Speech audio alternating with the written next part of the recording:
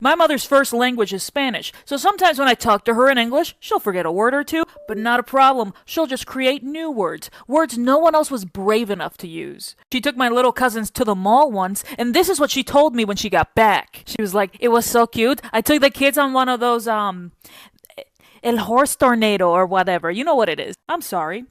El Horse Tornado? I'm gonna need you to elaborate. And she was like, you know what I'm talking about. You put that attitude down, you put it down. I was like, okay, putting it down. Sorry.